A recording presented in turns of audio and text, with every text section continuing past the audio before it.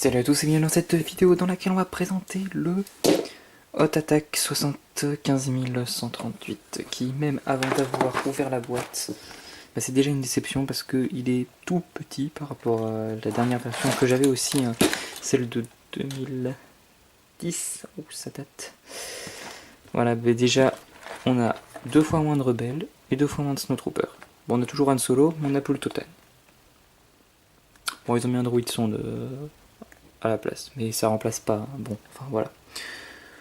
Donc déjà, on part déjà sur un avis assez négatif avant même de l'avoir ouvert. Mais on peut quand même regarder la boîte. Donc, la tranchée se replie et se déplie, mais c'est hallucinant à quel point on s'en bat les couilles. Et c'était déjà le cas dans la version de 2010, j'ai pas fait de review malheureusement, mais c'était mieux fait dans la version de 2010, je l'ai plus, je l'ai détruit, mais se détacher complètement, se retacher, et il y avait un petit tuyau qui reliait la tourelle et la tranchée.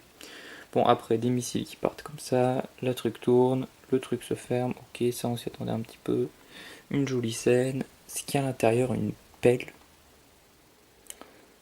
pour enlever la neige, hein, je suppose, et une clé. Ok, bon, on ouvre ça.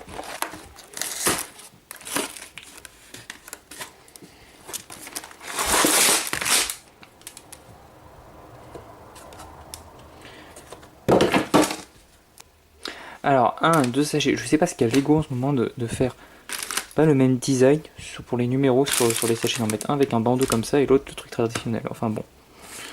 Petit livret d'instructions, petite plaquette de stickers et boîte en carton.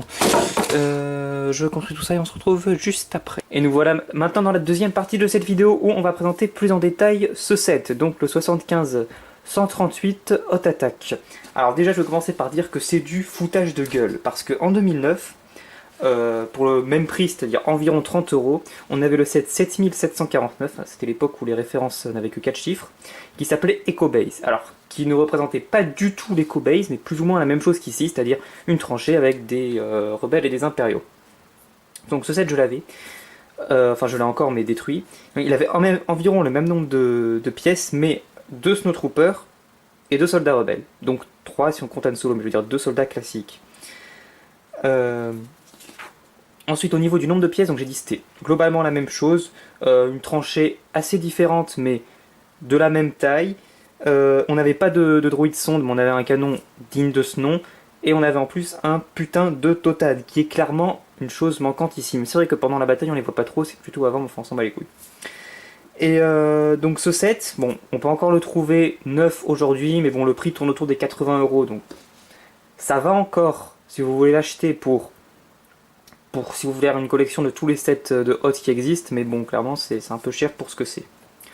Alors, on va passer maintenant aux personnages. Donc, on commence avec Han Solo.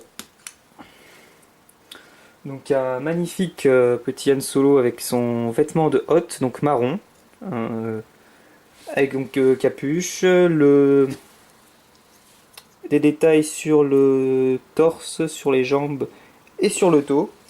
Il a un double visage. Donc c'est le seul personnage de ce set à avoir un double visage. Et donc un petit flingue et des gants blancs, voilà, enfin bon, assez classique.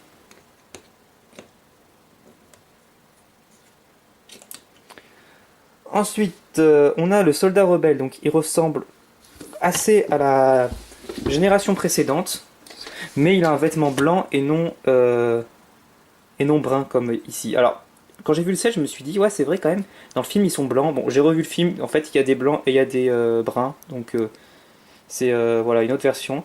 Et bon, les impressions donc, sur le torse se ressemblent, mais sont quand même assez différentes. Et on en a aussi sur les jambes et sur le dos, bon, même s'il y a un sac à dos, on n'en avait pas sur le dos dans la version précédente. Voilà, sinon après au niveau du casque, c'est la même pièce, mais juste d'une autre couleur. Et on a donc un Snowtrooper, donc la génération Snowtrooper qui est apparue en 2014, qu'on a déjà présenté sur la chaîne dans le Speeder de 2014, et avec une tête donc de clone en dessous.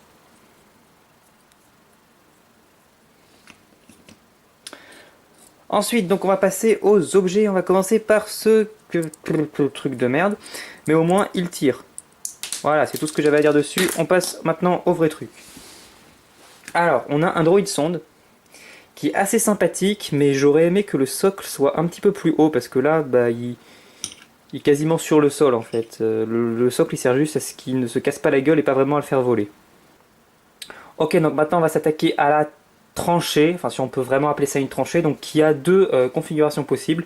Donc une comme ça un petit peu allongée et une autre plus repliée.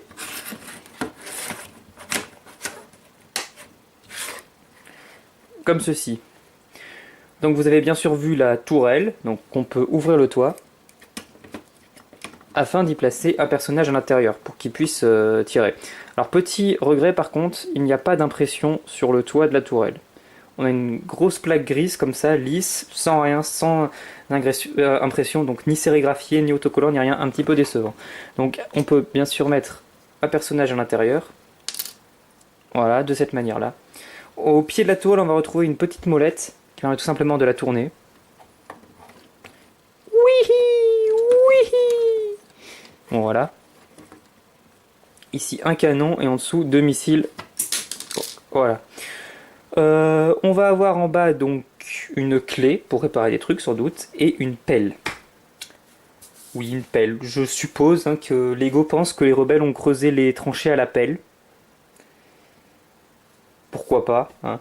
D'ailleurs, ça expliquerait pourquoi il manque de la neige. Enfin, là, ils ont mis de la terre et tout, donc ça ferait comme si la neige avait fondu, mais c'est complètement con parce que c'est une planète qui est faite de neige. C'est pas comme quand la neige fond, il y a de la terre en dessous, là, il y a tout le temps de la neige. Enfin bon, tant pis. Et on peut voir bon, certains petits détails ici, autocollants. Il n'y a aucune pièce sérigraphiée dans ce set, c'est que les autocollants, là un tuyau, voilà, enfin des trucs assez sympathiques. En soi, le set, alors, que dire dessus? C'est un bon set.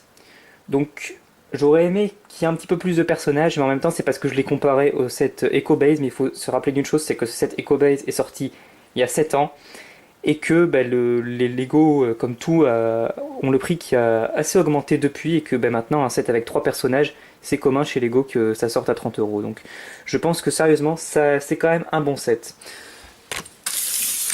Au niveau des pièces en rare, on va retrouver un seul missile supplémentaire. Voilà, donc bon, un petit peu décevant pour les gosses qui jouent avec. Et puis bon, au niveau de la boîte, je l'avais déjà présenté avant. Voilà, c'est tout pour moi, c'est tout ce que j'avais à dire. Je vais vous dire à très bientôt. Voilà, à la prochaine. Si vous vous ennuyez et que vous ne savez pas quoi regarder, je peux vous conseiller la dernière fois que j'ai présenté un set de la bataille de Hoth, c'était le Snowspeeder en 2014. Je vous mets un lien n'importe où sur l'écran et le lien est aussi bien sûr dans la description de la vidéo.